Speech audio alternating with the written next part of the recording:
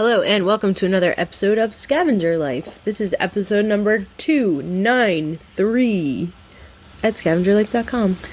We now have an update on our new experiment, and that is how to hire an employee. Yes. So we've talked about before, for the past several months, we've had someone been helping us, a woman, 27. She's 27, yep. She's a friend of some friends of ours. Yep. And she's a daughter. She's a daughter. Some friends. All right. Well, she's our friend now, but... And she's also the friends to the parents, but... Right.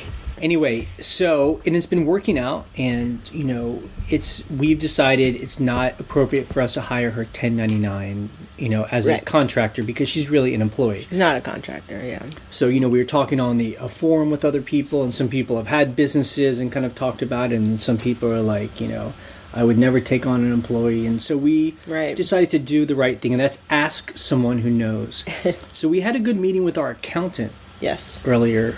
It's this week. And we talked to him about a whole range of things. We talked to him about just everything we want to do in the coming a year that has to do with our business. And one of those things is hiring an employee. Right. And he was like, it's so easy, Yeah. He was like, I can even do it for you. The paperwork. He would charge us some, but he was like, yep, you just, do it, set it up, and it's all boom, boom, boom, Well, it sounds like, we'll find out because we're about to do it this weekend. It's just paperwork and paying money.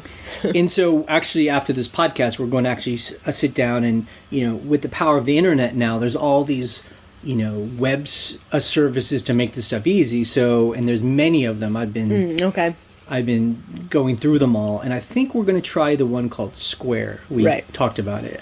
Well, Square is a point of sale system that a lot of people have seen.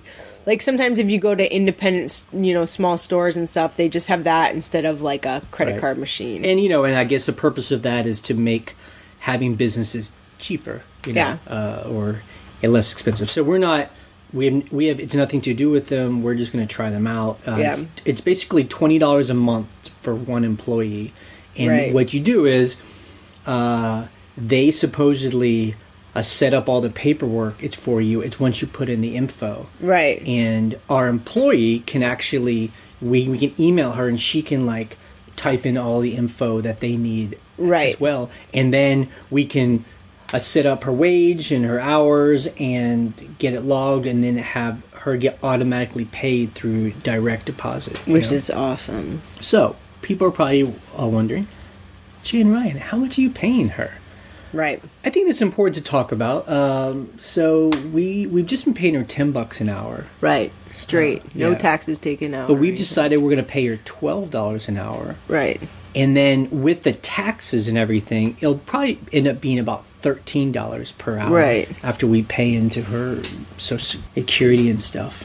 Mm-hmm. And I remember we sat down with her yesterday and talked to her about it, right? Oh, you remember that? I did. It was just yesterday.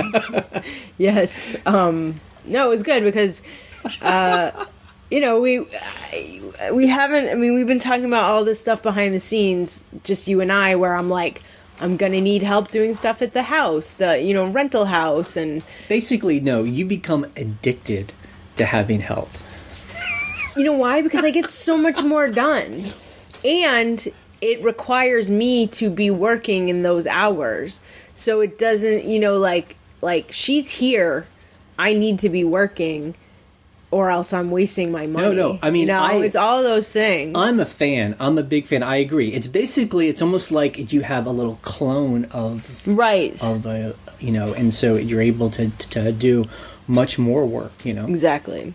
I taught her how to do titles and to do item specifics, which is a huge step. Like, before she was just taking photos, and she would photograph a lot of stuff, but that meant I had to be continuously just she was basically doing what I do for the most part. Well, no, you do more because you write titles. You do write titles and descriptions. But she now, on easier things, is doing everything except doing the research and pricing. Right. So you're able to go back through and just bang it all out. Right. So what I do is, what I've been doing is I'll check her title. I'll add any words that need to be added. I check everything, but mostly if everything's good, I'm just like, okay, I want to price this at X price. It's so much faster. I mean, it's so fast that basically how I set it up was she's doing those things. And while she's doing those things, I'm listing other stuff that you've been taking photos of. And then in the morning before she comes, because she comes at noon, I list all the stuff she did the day before. Because all I'm doing is doing prices. So it takes me like an hour. Just, yeah. No, I mean, we've been listing, and we've been adding over 1,000 items to our store in the brief time we've worked with her. But because its memory's so good, yesterday we did meet with her, and it was interesting though. We had the conversation to even ask her if she wanted to actually work for us. Yeah, because we have all these grand plans, and we're like, so do you want to even be an employee? Yeah. I mean, she needs to get paid properly no matter what. Right. We can't 1099 her. But is she done with us? But number one, she's very happy, obviously, that we gave her more money. And as we said, it's because we respect what you do for us, and we want to make her happy. Right. And then, and she's in school, and so we ask her what her kind of short-term plans are, and she's like, she's happy to work with us till May, then she graduates. Right. And then we'll take it We'll just from there, see. I mean, I'm hoping this. Look, I hope that she sees that this is a more interesting job than, some but the thing is she's something. Going to school for accounting, and it's right, she wants to get an accountant job, right, and not sell stuff on eBay job. But that's neither here nor there. That's not what I thought when I graduated college. I thought I was going to be a video editor on a television station. And guess what? I was.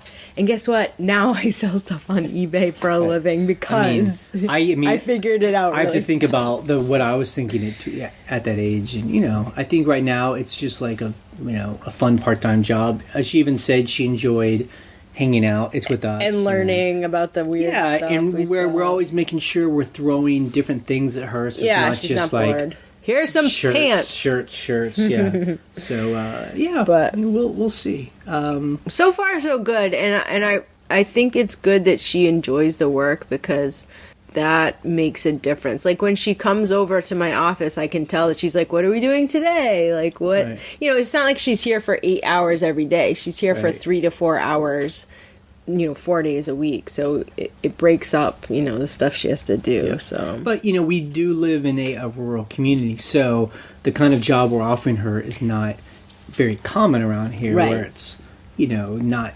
manual labor really, and paying $12 an hour is much more than what most people pay around here for kind of his lower paid jobs. Right. So next week we'll have an update on exactly how it turns out, because we haven't quite done all the paperwork yet and made it official. But so far it seems pretty easy. I mean, we have to remember, this is like when you're a seller on eBay and it's just kind of like a hobby. Yeah. It's almost like you're just doing a yard sales online. And then suddenly you're making a lot of money. Over the $20,000 when PayPal tells the IRS. And then you have to figure out how to do taxes, because now you have a business, you know? So I think it's what it's like. And then it just takes a little bit of time to learn.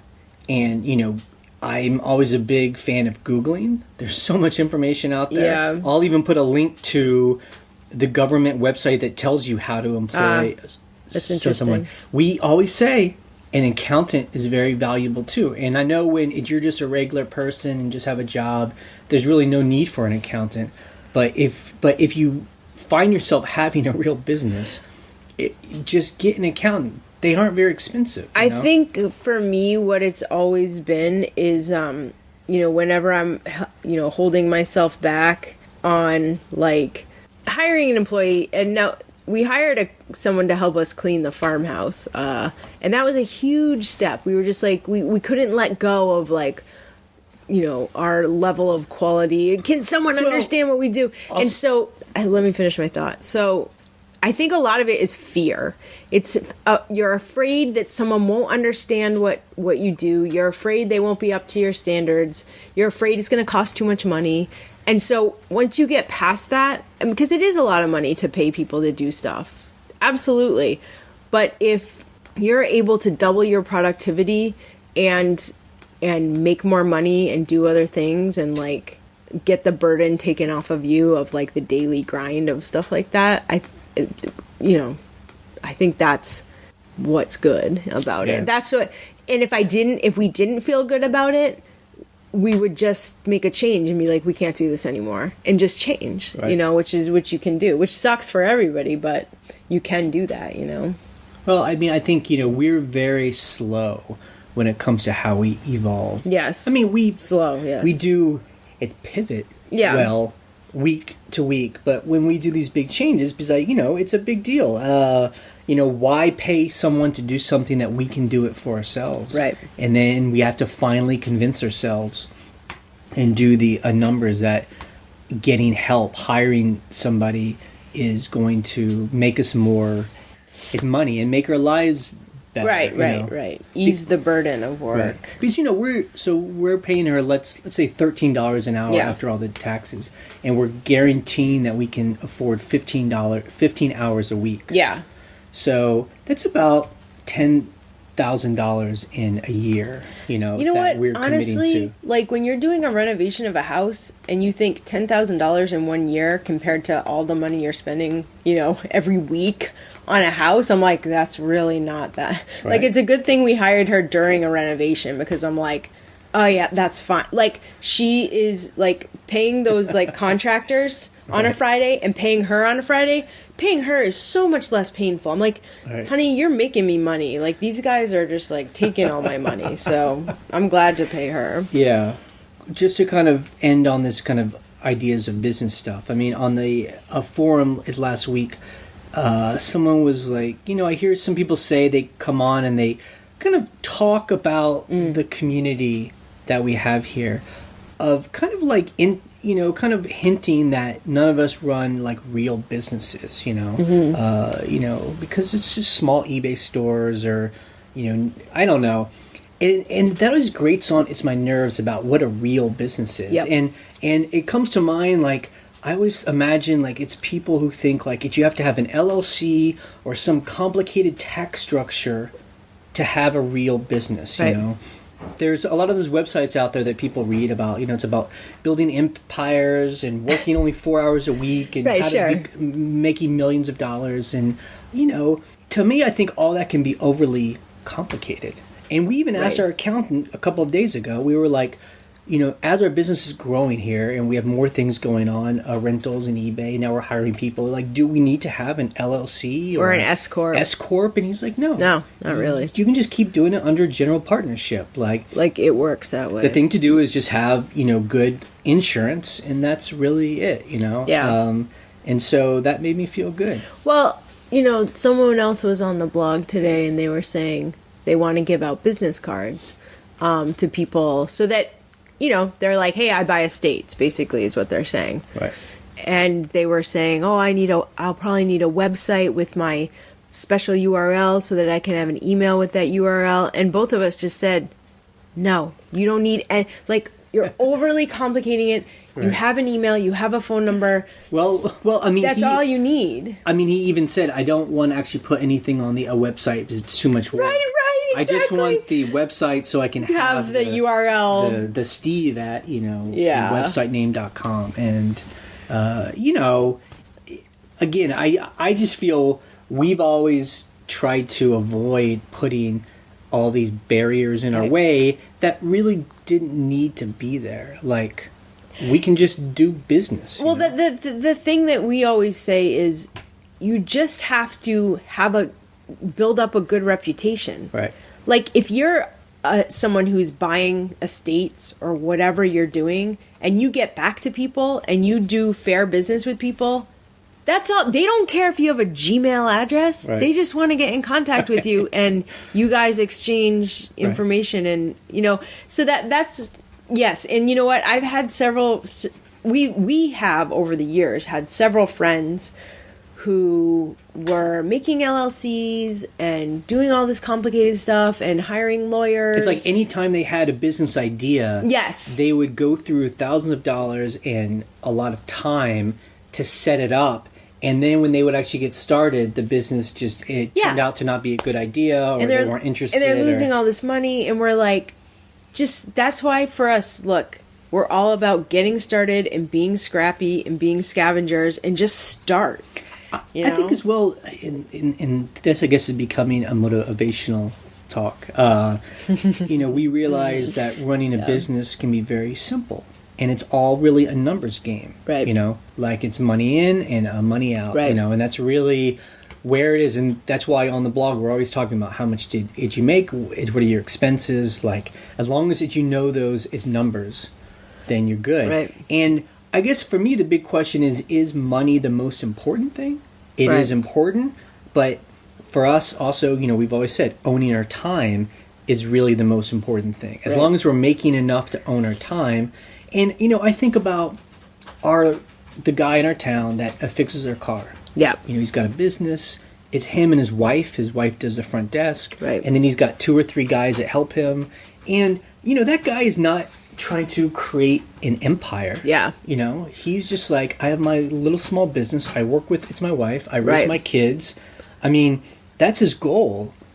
And that's great. Yeah. And I feel like that's what a lot of small businesses are. And that's awesome. Well, see, I was on YouTube this morning and I was watching a video and there was some ad of some guy who is like a passive, and what's so funny, on Bigger Pockets they talk about these gurus all the time, the like fake gurus. It was some like passive income guru guy, and the video was him washing his like 10 like Ferraris, I swear to God, in front of like a Beverly Hills mansion. And he was like, I used to be like you, but, I couldn't even watch the whole thing. I was like, I don't even care what you're saying right now. But he was one of those people. And I was like, and I always think about this. It's like, do you want to make a lot of money just to buy like 10 cars? Yeah. Like, well, no, fine. You can do that. But I feel like there's so many people where I'm like, I do not care about any of that. Like, I want my time. I want to be able to travel. I want to be able to go see movies. Like, I think that even if you did have 10 cars, you're still like the same person. Like, you're still just a person. Right. Like, I feel like there's this fake thing that people are trying to strive for that's just unnecessary. I think there can be a trap where if you're not trying to always grow your business to be multi-million-dollar business, then you're doing something wrong. Right. And I guess we're just here to say, you don't have for us at least, we're not trying to make multi-million dollars. We're just, it's winning our time. Exactly. And I did just want to quickly end by reading it's numbers, because I Googled it. Yeah. Okay, so as of 2010, there were 27.9 small businesses in our country. Mm-hmm. And those are ones that had under 5 employees. Okay. And that's compared to just 18,500 companies that had 500 employees or more. And so out of those small businesses, like 73% are sole proprietorships. Right.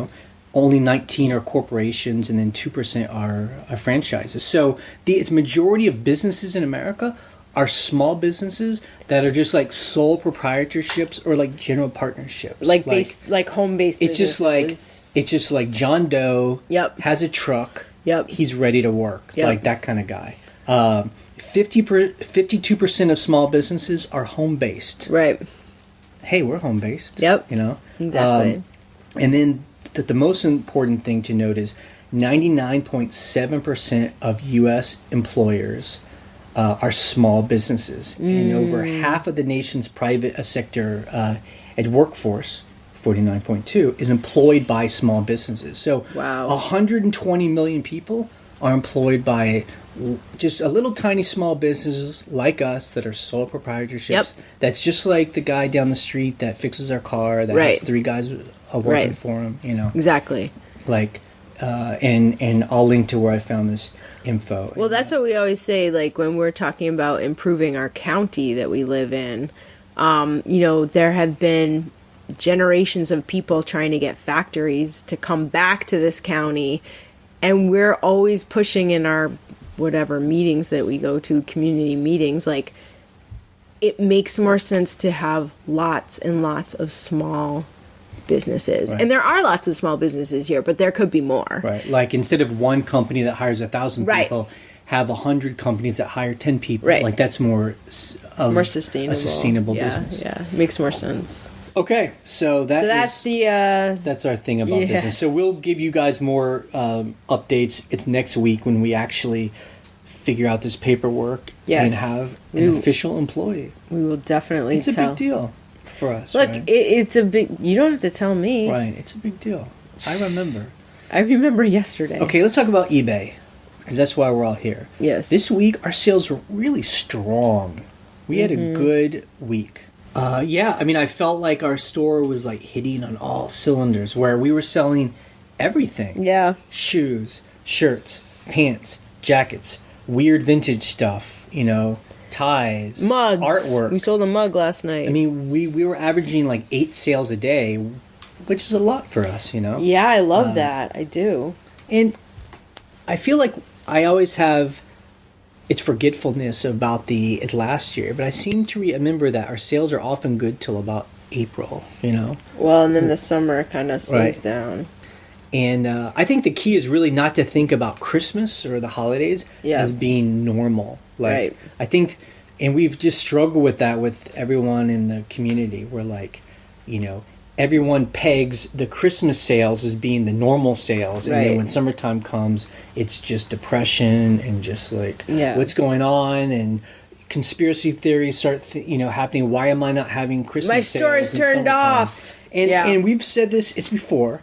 Holiday seasons is the gravy of the year. Yeah. But we base our business during the slow time or during summertime. So all of our expenses can always get paid by the slowest time of the year. And then when sales are good, we're just saving that money or investing it in other places. Right.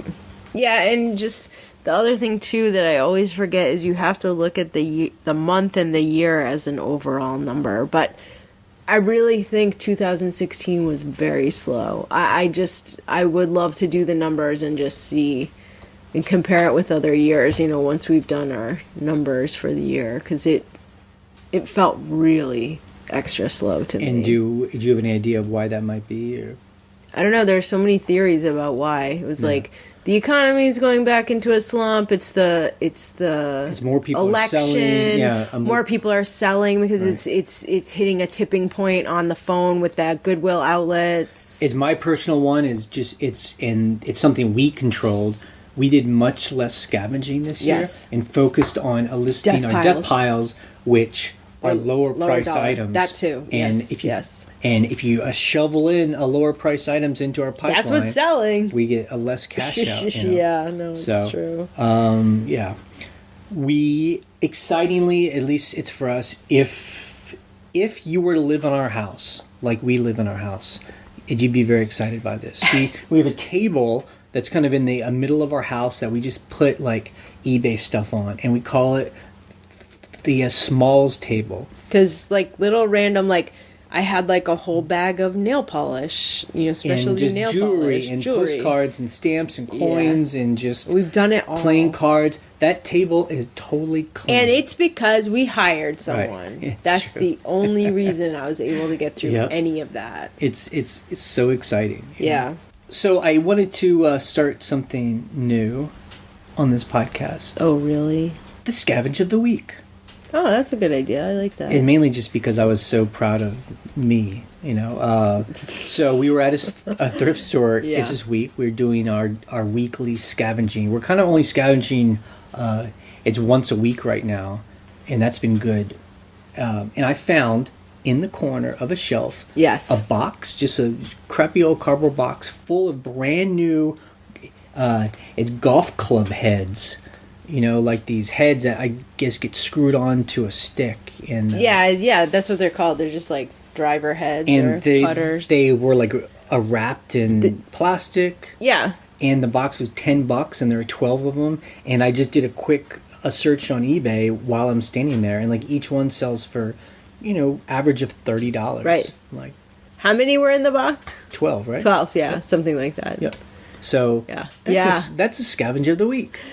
It was like so crazy because we were like, we can't believe this box is so cheap. Yep. But I find that that's what happens, especially in the independent at thrift stores. If they get something in and the person who's pricing doesn't really know what things are, that's the stuff that slips through the cracks. Yeah, or it's just people are not wanting to do the research, and they're just like, just put it out on the floor. Let's get this gone. Right. They get so much stuff in there. Well, I guess the tiebreaker for Scavenge of the week would be by is Ryan Hodson, and that would be you found some curtains.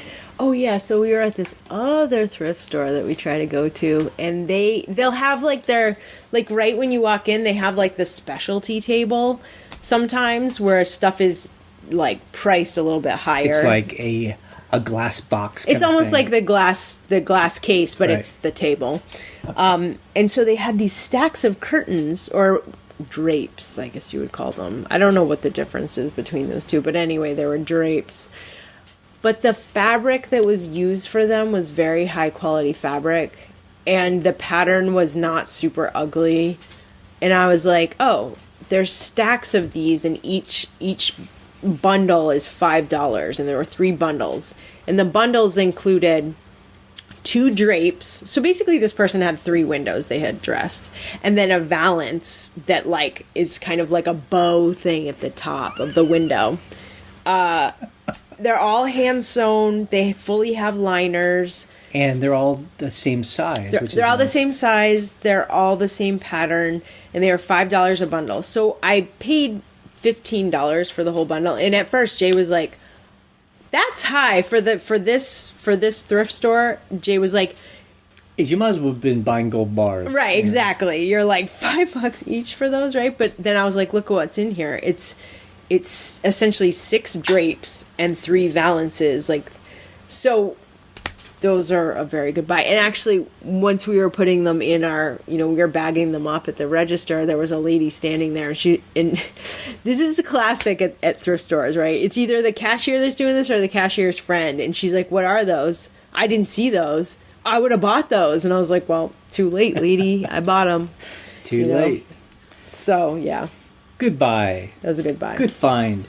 Yeah. All right, Amazon FBA. I'm just going to mention this because I had remembered this. All right.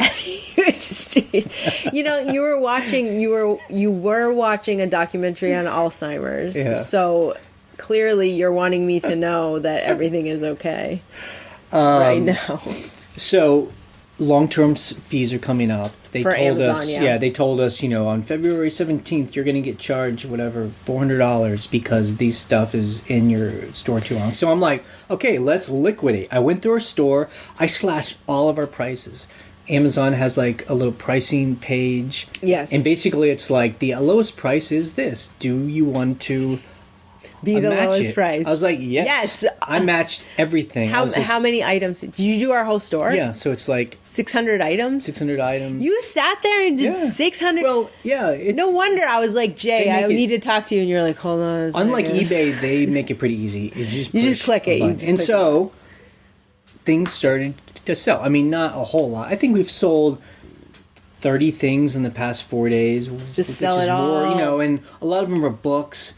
And I gotta say, it made me really depressed. The night I changed it all, I was super depressed. It's so funny because you never get like that. Yeah. You were like, because I'll do that. I'll be like, I'm so bummed about whatever, and you're don't worry. It just made me sad. I don't know. But then the next day things are selling, and then I felt like the guy in a war film when the enemy is overtaking my position, and I'm just I just got it's machine gun, and I'm just I don't care, and bullets are hitting me, and I keep going.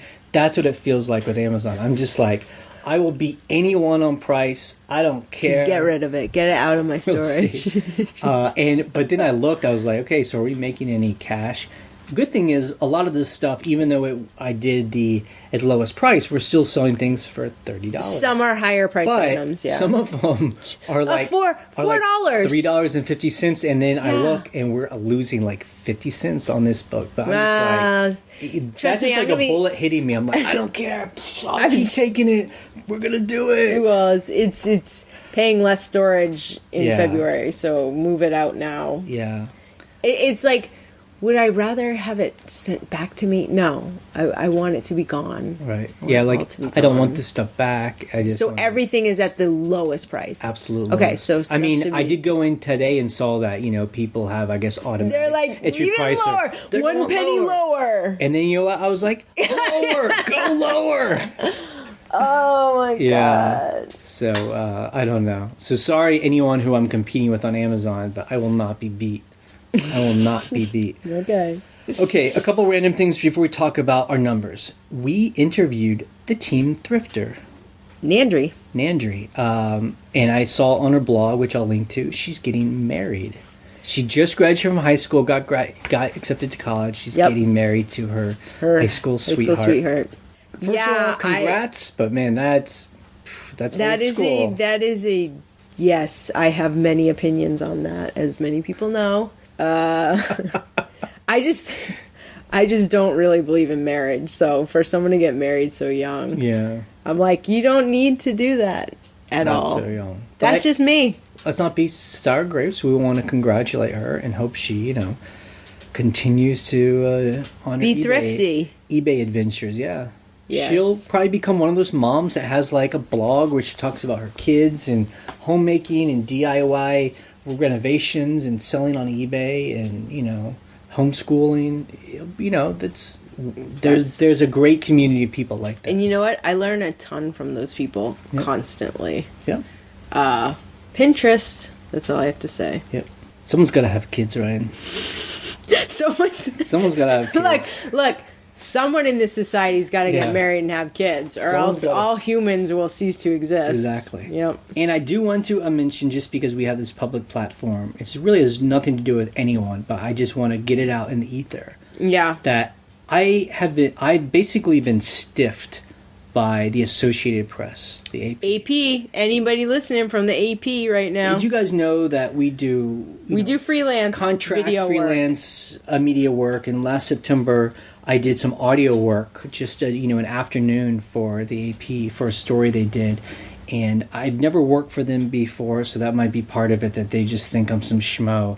But I've sent invoice after invoice to different people at the AP, and no one will get back to me. And people always wonder why I sell old shoes on the internet, and that's why. It's just it's tough out there. Yeah. I mean, it's great, I guess, if you have a full-time job, but if you're trying to, freelance is not easy. Work for other people. And I will say, that's probably the first time I've ever been actually just totally ignored, Yeah, it's funny because there was one other freelance job that really sticks out in my mind where it took them over 6 months to pay us. And part of it, and this happened at the AP, was after we did the job, our contact person, who was the person who was taking care of our invoice, left. Right. That happened at the AP. That happened at this other job. And they didn't, continue the process of getting us paid. Yep. Even though, for that job that I'm thinking of, we had a new contact person. I was so annoying that at one point, towards the end, I emailed them every single day. Right. I was like, I have not gotten paid. Still haven't gotten paid. And I would call them, because it was actually a lot of money. And I was just like, I don't know what to do. Well, write me a check. I can remember that was one of the last kind of the end of our freelancing, when we depended on freelancing. Yes. And, those are the kind of experiences that have made me very pleased to sell things on the internet. So anyone that's still freelancing out there, I feel you. Okay, let's do our numbers for a real live business that we have. Yeah, it's a professional, official, we pay taxes business. Okay. So in our main eBay store, we sold 52 items. I love it. For about $1,700. I love it. I always say about because it's still early Saturday and stuff's still selling. And so our average price was about $32. I mean, it's not bad. I thought you were going to say our average price was like $18.99. No, I mean $32. So it's really kind of the bread and butter sales. Mm-hmm. It's like I said, it was just like a lot of just sale after sale after sale, about $30. Second store, go. We sold 5 items for $225. And one of those items was $125. Right. So that was a majority. Right. And that's what we're going to talk about right now. We were at a thrift store. I found these. Yes. I'm the one that found them. It's like every time it's you that found them. I found them. It's me. You know what I'm talking about? Yes. The corner. There's all these frames, just so much junk, and I dug into them, and I found 4 really nice sets of prints. They were Audubon prints. Yeah. And I was like, Ryan, what do you think? You're like, they're great. So we took them on, we took an offer. Yeah, so I put them up for $225 because they're actually these beautiful prints. But they're framed in glass and everything. But the prints did have wear and marks and... it looked... They were distressed. They were distressed. Someone hadn't, kept them stored well. But someone gave me an offer of $125, and I was like, oh, yes. Because they're taking up, this much room in the storage, so... We sold 2 small wool, it's rugs for $200 total. Yes. And I forgot how much we bought them for. I mean, they were $5 each, because I bought them on sale. And we were at a thrift store. Yeah, we were at a thrift store, and they had all... They're 3x5 rugs, so they're small. They're like entryway rugs, basically. And, but I think they were Were they hand loomed? Either way, they were wool. The thing is, though, they were filthy. They were so dirty. This thrift store had, I guess, cleaned out a house, and they had all these rugs on the floor, which was funny. So everyone's like coming in off the street and walking on them. So they were already dirty. Now they're more dirty. They just wanted to get rid of them. So we actually got 5 rugs, I think. There were a bunch of them, yeah. And the great thing is these are so small. I actually washed them. Put them in the wash. So what I do is, if it's a flat weave rug, you can wash it. But these weren't flat weave, but they were 3x5, so they were little. What I do is I vacuum them first to get up all the loose dirt. And then I will put them in... We have a really big washer. We have a front loader that's basically a commercial size washer. It's huge. Thank you, Craigslist. No, my aunt gave us that washer. She gave us the washer, but we got the dryer off Craigslist. Right. So it's a Whirlpool Duet from 2003. Still going strong. And so I throw them in the washer on like hand washable cold and just let it kind of get the dirt out of it. And then I threw them outside to dry and they look great. So, okay, a bit of background. You guys remember I found yes, at a thrift store all these vintage pens and markers, inks, markers, erasers. Heads. Someone at like a local college or school found a stash of these old stationary things in a closet. That's my imagination. That's what we're imagining. Donated to Goodwill. They don't know what to do with it. They just bagged it up, and each bag was a couple bucks. I got the whole thing. Each bag was $1. We were there one night. I grabbed about half of them, and then I came home, and I'm like, I should get them all. I woke up the first thing I was there. I was the first one in line. I got the rest of them. I paid $75 for all of it. Yep. I took pictures of it all, and then it sat there. And it sat there. And it sat there, and it sat there, and it sat there, and it sat there. So Ryan finally elicited it. And within an hour, we sold 2 small sets of pens. Yeah. For $75. To pay for the... So it's all paid off. And I'm telling you, like, there are so many... So here's the beauty of it. My helper, now employee, was doing clothes. And I was like, great. Now she's doing titles? I don't even have to look at this till tomorrow. Like right. I'll just let the... So I was able to go into our archived folders of stuff that needed to get listed, and I listed all those pens and erasers. And I was laughing the whole time with our employee because I was just like, I am listing the craziest thing. I have no idea if any of this... And then within the hour, stuff was selling. And, it's been 3 or 4 days now. We've sold a total of $175.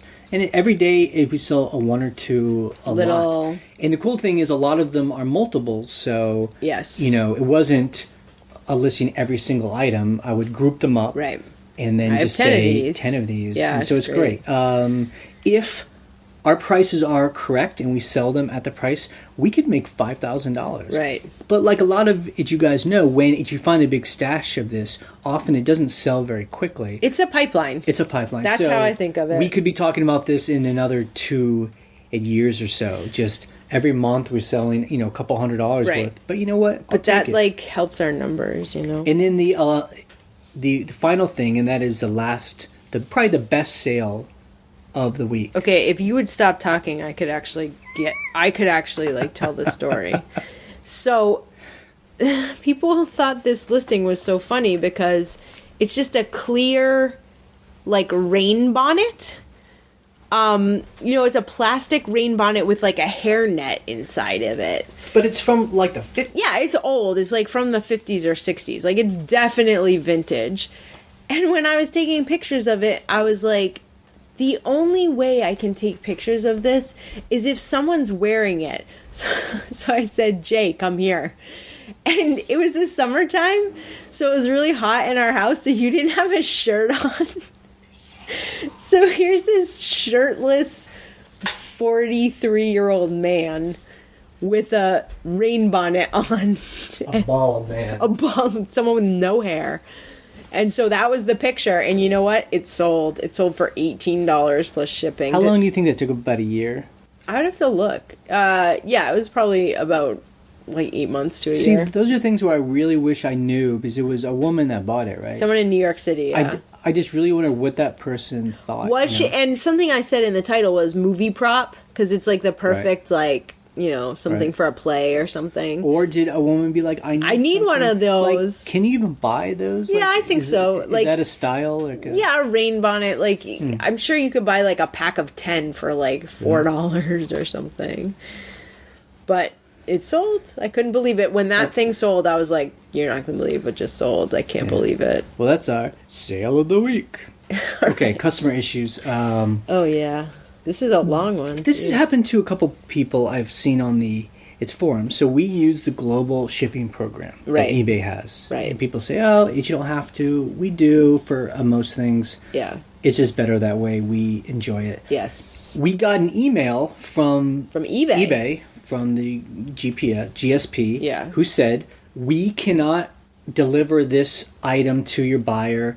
We're going to refund the buyer, and you get to keep the cash.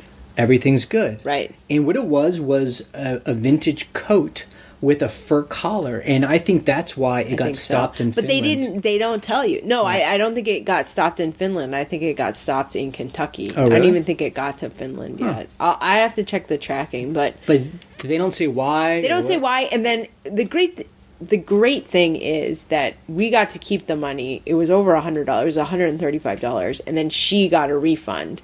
But she wrote to us and she was like, "Why can't this get delivered?" Right. And I figured it was the fur, but I didn't want to say for sure because I actually didn't know. Mm-hmm. I was like, "You got to contact eBay directly," because they didn't tell me either. Right.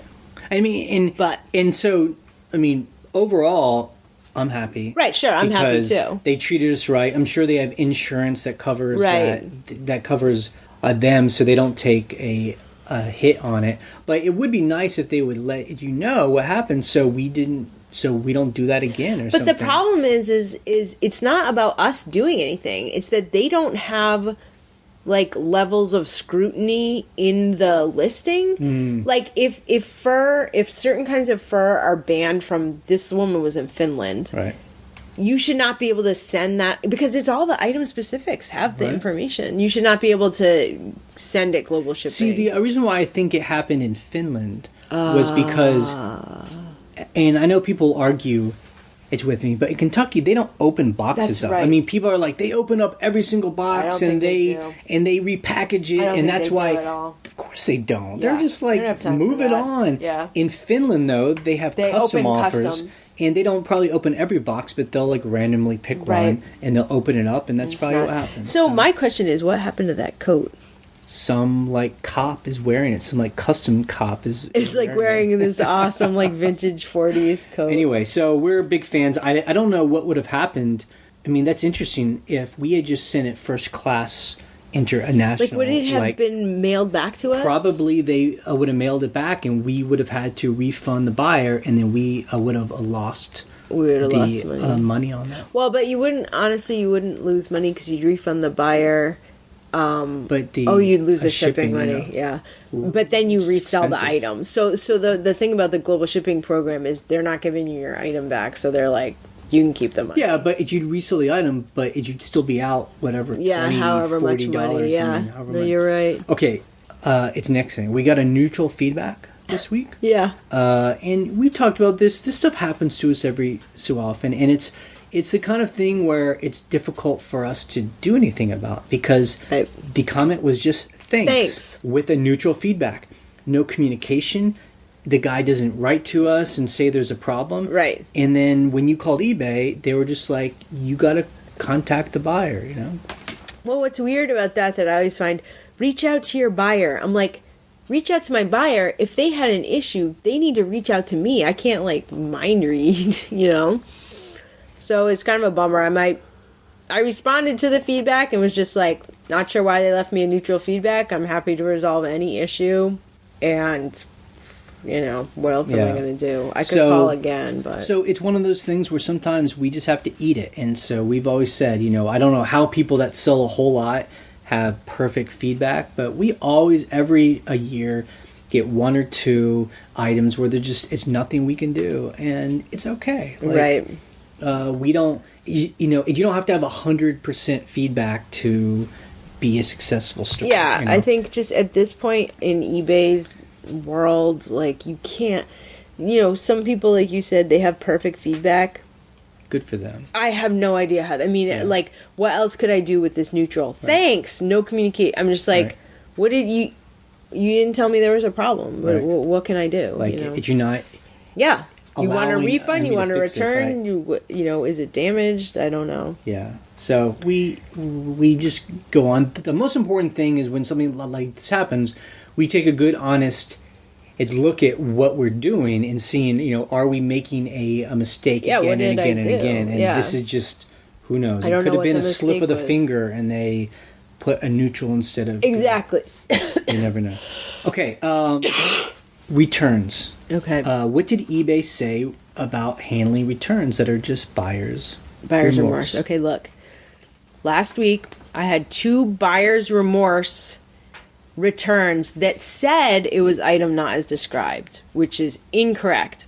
Because I'm in the beta program, I was like, I'm gonna actually do this beta program thing. Right. I mean, and just real quick, I mean, we will always pay for everything if we have done something wrong. Right. But they just choose that as a choice with no evidence that we have done something wrong. That there's damage. Right. Like the wallet guy, for example. This is damage. This is beyond use. Blah, blah, blah. And I was like, oh my gosh, please let me know what the damage was. I would love some photos or some details or whatever. And he did not give me any details. And in fact, in the response, he was like, and it doesn't fit in my pocket. I'm like, oh, this is definitely buyer's remorse. Like, he's just making all kinds of excuses here. So I called eBay and I was like, what do I do? And they're like, okay, use the beta program when you get these things back. And then I asked if I wasn't in the beta program, because I said, I have a second store that's not in this program. And if I got the same types of returns, what would I do? He literally used these words, you just have to eat it. That's what he said. I was like, so it's buyer's remorse and, whatever. So I think actually what you can do, if someone says item not as described, and then in the, details, they say this didn't fit, you can call eBay and be like, clearly this is incorrect. And that's if you're not in the beta program. If you're not in the beta program. But if you're in the beta program, then you accept the... right, I'm getting to that. Okay. Yeah. Okay, so I called the reps. Okay, I hung up. I'm done with the reps. I get the items back. 2 items. I put screenshots on the forum, too, and we'll link to it. So it walks you through the process. Do you believe this person is misusing returns? And you're like, yes. And they're like, choose what you want to refund. So, for the wallet guy, I'm like, I'm not refunding the original shipping, and I'm not paying for the shipping label back. So I check those things. And then you can choose the restocking fee as well, if that's what you want to do. So I checked off the boxes I wanted. And then they give you a box. They're like, please explain why you're doing this. So my explanation was what I just said. He didn't detail any specific damage. He also said it didn't fit, and that's it. So I go through the process and I just refund him the price of the item. But the thing about the beta program, which I knew was true, is the buyer can appeal that, and they have time to appeal it. So the t-shirt, so I did the same thing with the t-shirt. The buyer didn't appeal it. I refunded just the price of the t-shirt and I relisted it. But the wallet guy appealed it last night.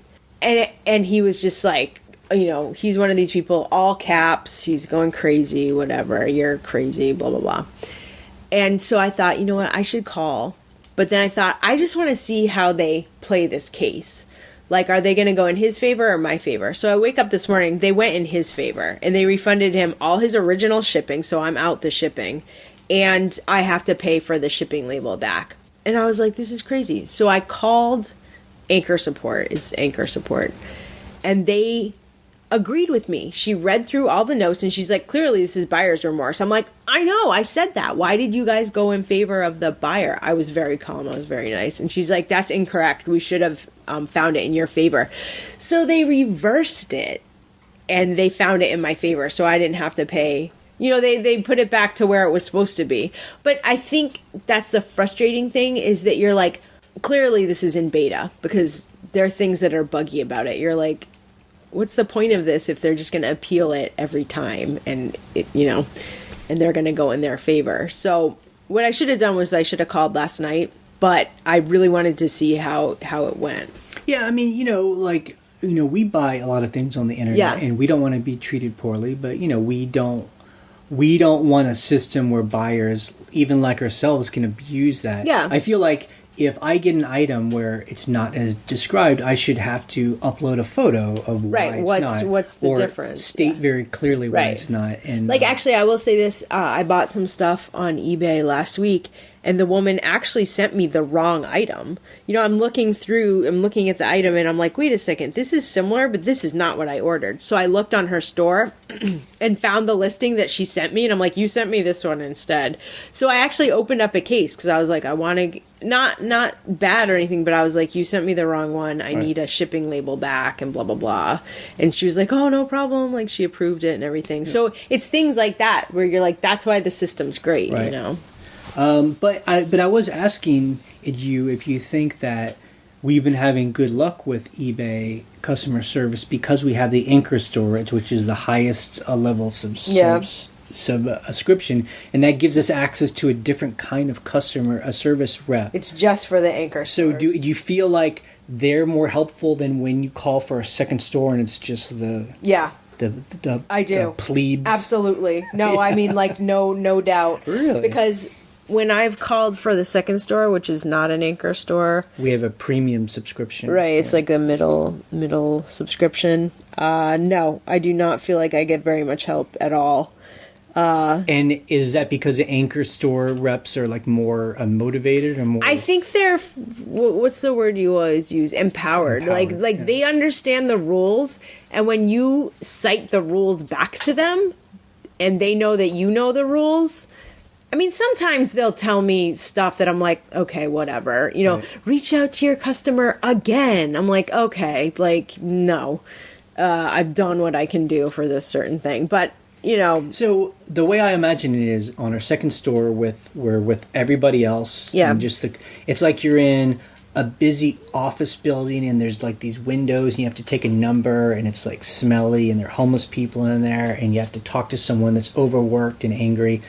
And then this other customer service rep, we're in really nice clothes, like suits. They bring you into a room with like nice couches and they make you coffee. Exactly. And they're like, what's your problem? And then they write it down. That literally in is like calligraphy, you know. And then they solve the problem. I mean, that, like, there have been times where they're like, oh no, you know, like I tried to get that neutral removed and it's not whatever. A rubber stamp, but I'm telling you, every time I've called them and like, this is not cool. I mean, they're like, yeah, you're right. This is true for any customer service, for any company. It's just, and I know every company struggles with it when you're just, you know, because these are, a lot of these jobs are low-paying jobs, so there's a lot of turnover. Yeah. You know, it's not a very exciting job.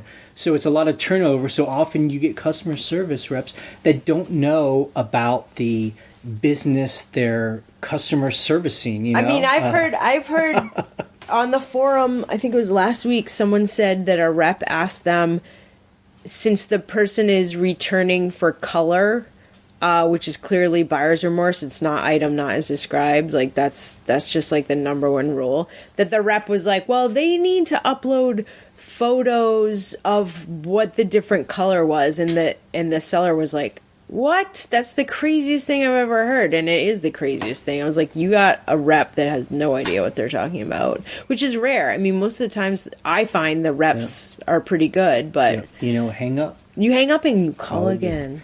Okay, I do want to mention something we learned in the forum. Yes. The forum's been really good. Those of you on YouTube who are asking us its questions on the YouTube page. You gotta go on the forums. All these things we talk about are over on our own website over at scavengerlife.com, and there's a forum there, and that's where all the links are, and that's where all these things people are talking about are over there. Somebody posted an interesting topic about plagiarism. Yes. And I will link to that as forum post. And what she's saying is this: I found someone who's selling a similar item, and they copied my whole thing. All just the writing, word for word. I've got a particular style, and I don't know if it was the photos too. Right. And she's like, "What do I do?" And what she did was she messaged the person and said, "Hey, please don't copy my stuff." And the guy cursed at her, and said dirty word. Said "F off." And so that's great, which is good because then you can get eBay. He hung himself, and then she called eBay, and I guess eBay did something about it. But a lot of us have probably seen this. Actually, a listener sent me a link 6 months ago and was like, "Someone just copied you," and copied our photos, and it was just like a junky hat. He copied all of our photos, and we didn't have much, words in there. And I mean, like, what are you gonna do? I mean, it's hard. I know it makes you angry because a listing stinks and you got to do it, and so someone's just stealing. But here's the way I think of it. Number one is we're writing less and less in the I'm like hardly writing anything. It's really about the photos and the item specifics and the title. Yeah. So there isn't a lot for anyone to steal, and if they're stealing our photos, they're really running the risk of the buyer getting the item, and it's not the same and item. being like, this isn't the item that was in the photos, right? And it's not the same condition. I mean, and someone was had talked about that. eBay does make it easy because you can sell similar. I mean, so eBay's making it easy for people to copy. I don't know. You aren't going to know the answer to this, but when you sell similar, does it copy the photos too? Because I thought I think it does, because when I was doing video games, they're like, sell one like this, right? And I was just like, okay, and it just they were all like catalog photos anyway, but I just wonder if you're like, I'm selling a, I mean, it copies the title, photos, everything, and you have to go in and change it all. I would like someone to fact check that. And to be fair, Amazon has built Amazon's business. I mean, that's the norm on Amazon, where everyone, it's a catalog page. If I find a new item and I take the time to take photos and I do all the stuff, someone can just come in and say, I got 10 of those. Yeah, and that's what Amazon is. Beat me on price. And are you kidding? Like, when I first started doing Amazon, like when I first tried to start doing Amazon, I was so confused. I was like, why can't I make my own listing? Like, I couldn't figure it out. I'm like, you're not supposed to. You're not supposed to. But I'm like, but who made that listing? Like, Amazon doesn't want 100 of the same thing. They which want is what eBay is. One, and that's the thing that confuses people about Amazon, because people have a new item. There's different, in sellers' minds, it's different ideas of what brand is new is, and so that's why people get returns and everything else. Anyway, there you go. What our coming week will be like. What's our coming week like? So, I'm still doing the house. It's renovating the house. But I have been finding my afternoons being free because of weather and... Or those guys are working and you're like, all right. Yeah, I don't need to be there every second of the day. So I've actually been doing... I got piles of shoes that I'm doing. Yeah, so I'm taking photos. And then I got a pile of bags Luggage. Like a luggage. So like those are two things. Bags, like paper bags. Bags. Yeah. And so you and our helper. Yeah. Yes, so I should have... I say it, or do you want to say it? Stamps, coins, postcards, artwork. That's what I wrote down for you. That's exactly what's in piles. Yeah. I mean, if we do those things, that we have completed our death pile. That is... will be done. Because the artwork, look, the coins, stamps, postcards, artwork, that's all commission work. We've talked about it for years. 2 years. And this is the end of it. And I was telling her, I was like, we have all this stuff. Please help me. So she's like, okay. Because that is her job to do that. So that would be amazing. Yep. Okay, so let's answer some questions that people called in about. And that phone number is 540-407-8486. You have 3 minutes to leave a message. Hi, R&J. This is Kathy from North Georgia. And I know you're probably saying, why are they calling us R&J? Well, because we always have me and another eBay buddy, we have a hard time pronouncing ours name. But anyway, listen, thank you guys. I've been doing eBay for 2 years, and because of you all's podcast, I've avoided a lot of mistakes, and I've made some great strides. But listen, I'm calling in. I want to try to get it in real quick. But the strangest thing happened to me. I had this beautiful tea set, and it sold. A buyer had made an offer, and I accepted it, for $60. But she couldn't pay for it until Friday. This happened last Wednesday. She couldn't pay for it until Friday. Well, okay, it was showing in the shipping part, item is waiting for payment. So on Friday morning, I sent her a reminder, and she responded to me that, she'll pay after 5. Well, normally on Fridays I close my store out, until Saturday, because that's like my worship day, my Sabbath. So on Saturday evening, I sent her a note saying that my store was open, so if she wanted to go ahead and make payment, she could. Well, she replied showing me that she paid $120 and off. Now, here's the problem. The China set was only $60. Okay, so I looked into the shipping part, and there is 2 China sets listed for $60 each. And I was like, how could that be? I only listed one. I only have one.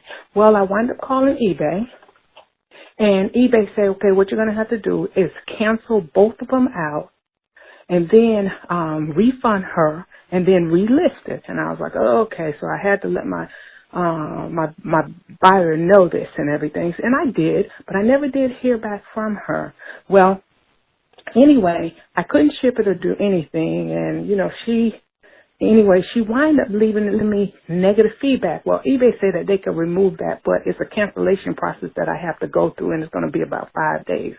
But I wanted to know, have you ever heard of that where it's a duplication of an item? Or has it happened to someone you know? I'd love to hear you guys answer. But anyway, thanks, and love you guys. Love you. Okay, bye-bye. Okay, so the first thing is you can call me Ryan. It's just a boy's name. But I like R. R is good too. Yes, you can pronounce it however you want. Really. Why do you say that? Why don't you just tell people it's Ryan? It's Ryan, but it's spelled Ryan, so people get confused. Okay. Because I feminized my name when I started working on the internet, so people would know I was a female. Yep. But my name on my birth certificate is Ryan. Okay. So it sounds like on your listing, you accidentally listed quantity 2. And the only time that ever happens to me is if the listing before I listed that one, if I sold similar, was already quantity 2.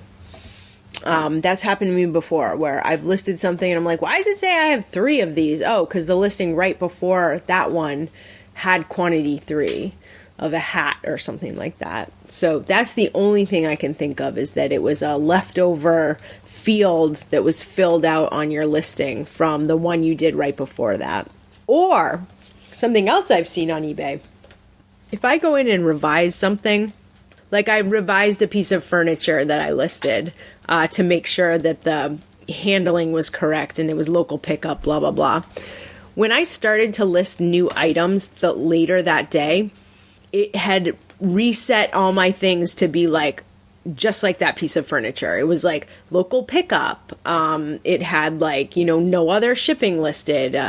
The handling time was, X amount of days. And I'm like, oh man, I have to reset everything. So if you had gone in and revised something and then listed the T set, it might have brought that information over. So does it seem as if it's a bug, or is it just... It's just the way eBay works. It's like it remembers the last thing you did. Which I guess is good if you're listing the same shirt thing after shirt over after and shirt. over again. So you don't have to redo the info. But if you're listing a shirt, a T-set... Right. Yeah, exactly. A puppy dog.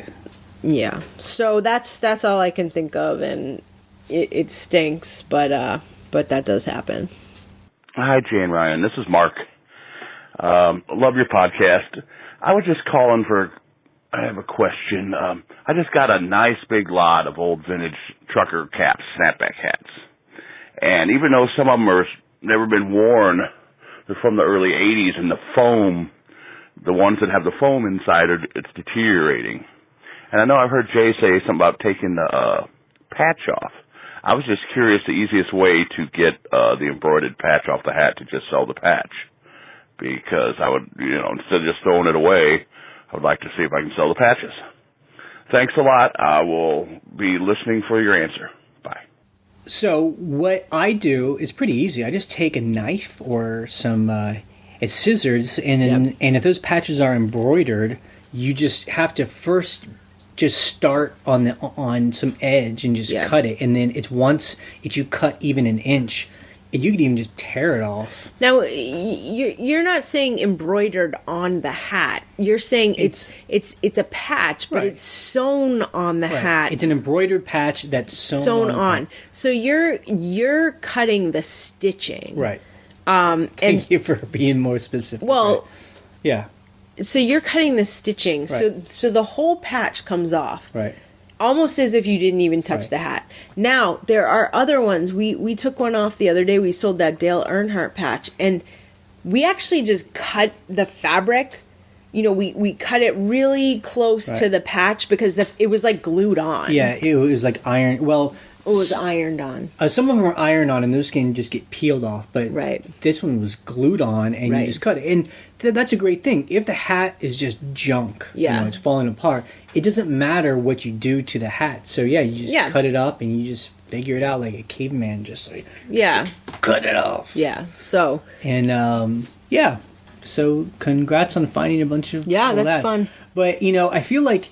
I've been seeing it pop up in different forums and blogs, and people talk about, here's a bolo, trucker hats, know, and then everyone's asking like, my trucker hats aren't selling, or like, I bought a bunch and I don't, it's which ones do I sell? And really the answer is like, these are slow sellers, like, because they're very specific, and I don't know which ones will sell. That's why we just trust our gut. You know? It could be a little tiny business in a little tiny town, and we buy it because the picture or the image, logo is just so cool. And it sells to someone in Los Angeles. Yeah. Like, it's fashion. And, how does someone find that? Because, it doesn't have, like, a brand. I don't know. Yeah. I don't know if people are just going through and just looking at hat after hat after hat. Some people might. I'm not sure. Yeah. But There's no good explanation. It's like, if you see it and you're like, that hat is great. It just frustrates me when I hear it's new people just say, just tell me what to sell. Okay, I'll sell hats. Okay, why don't these sell? I just like, tell me what to do so I can just make some money really easy. And all I can tell you, there's no easy way, on any of this stuff. There's no guarantee at all. Exactly. Hey guys, this is Matt in Michigan. And I just want to start off saying I really appreciate your podcast, the information that you've been giving out pretty much for free in these almost 300 podcasts. You guys are doing the eBay community a great deal of help. I have a couple of just quick questions. I know you've done a lot of podcasts. I don't know if you've answered any of these. You may have. I've probably listened to at least 50 of your podcasts. So that it could be out there in the ones that I haven't listened to. The one quick question I have is I've been doing eBay for years now, and when I started, as I've heard you guys have done when you started, you just listed whatever. I mean, you were selling things for $9.99 and $14.99. Have you, now that you've been doing this so many years, do you have like a cutoff point? Like, I'm really not going to list anything for under $10, assuming that a lot of the things that do sell in your store are maybe older items that you didn't pull down, but you just kept up. So when you say, hey, I sold something for $12.99 today, or I took a best offer, this is an item that's been up there for a while. What I've been trying to do is maybe trying to list items that are only $20 or more, or $22 or more, so that in the end, it's like, okay, I know I'm going to make $20 when I wrap this thing up. Because what I end up doing is heading downstairs to my eBay room, I'll call it, where I do packaging and shipping. And if I sold 12, 13, 15 items, if at the end of an hour, a couple of hours, I've only made like $40 or $60, I started to go, okay, I got a family, I don't have this much time to do this, so I want to start listing items that make, at a minimum $20. So if I go list 5 items, I know I'm making $100. That's the first question, is if you guys have made some type of cutoff point to where I'm not going to list very inexpensive items. The other question has to do with analytics, and I was wondering if you guys have ever sat down to figure out what percentage of the quantity of your store, or all the items you have listed, that you are selling each week or each month. So I have let's say I have $10,000 in items. I sold this much, and it looks like it's about 7%. You may have given this in a past podcast, I can't remember, but I'm just curious what that is for comparison's sake. Is a good store selling at least 10% of everything they have every week or every month?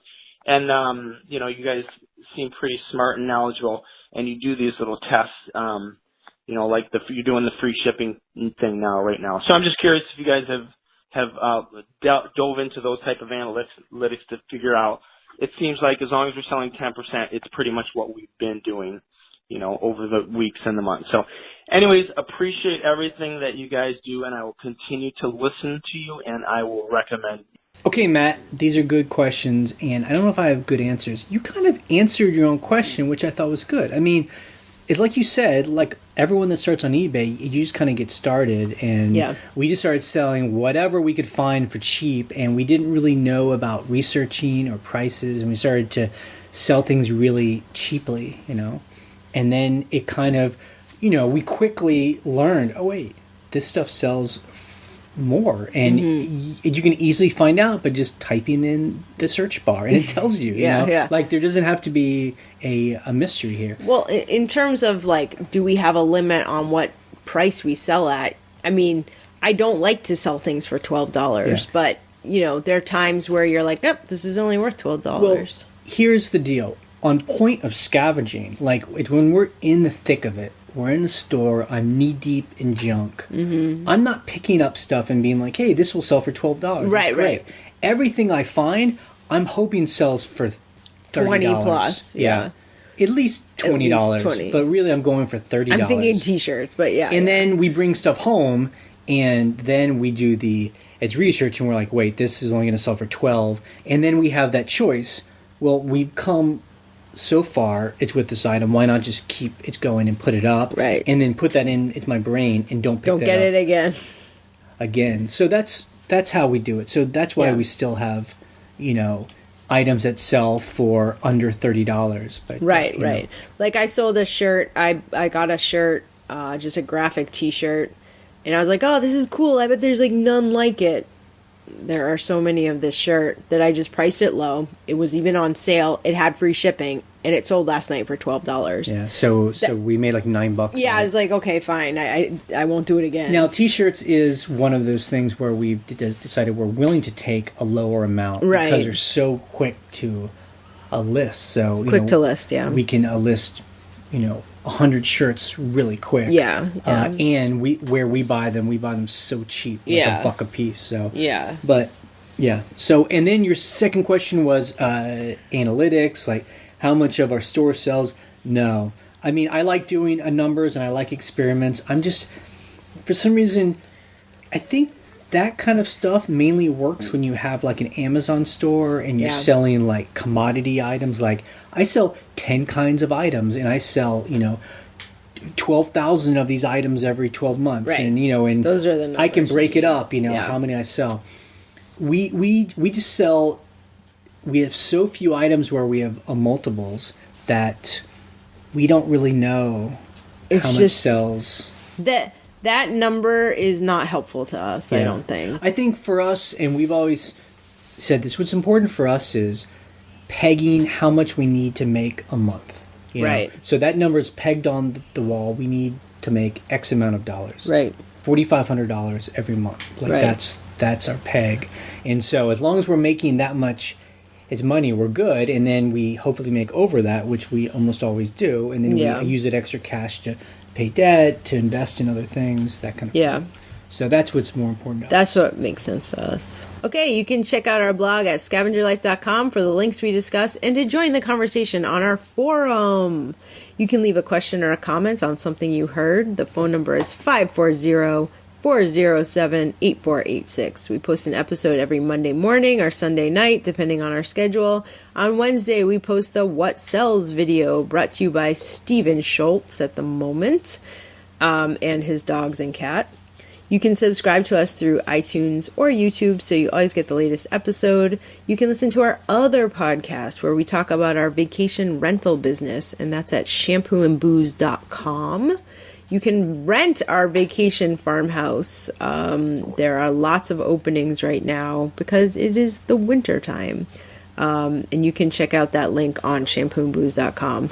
And we are ending this podcast in 3, 2, 1.